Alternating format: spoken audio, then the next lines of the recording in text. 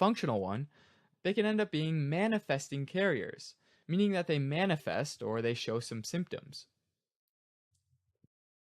Alright, so the dystrophin protein links intracellular actin with the dystrophin-associated protein complex, which is a cluster of cytoplasmic and cell membrane proteins that are anchored to the extracellular matrix around the muscle cell. Making that link between the cytoskeletal actin and the extracellular matrix stabilizes the sarcolemma, or muscle cell membrane, in the same way that a large wooden support beam running along the roof keeps a house sturdy. Without the support of dystrophin in place, the sarcolemma essentially wilts and becomes unstable.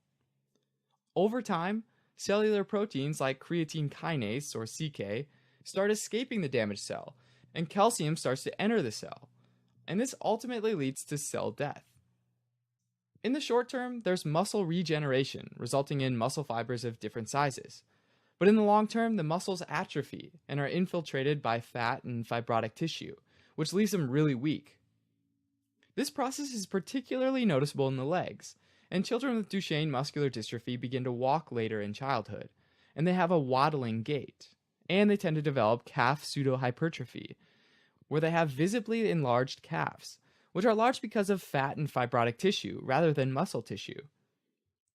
Another classic sign of Duchenne muscular dystrophy is Gower's sign, where if a child's lying down flat on their stomach, they'll try to slowly stand up with the help of their arms, because of weak muscles around the hips and the upper legs.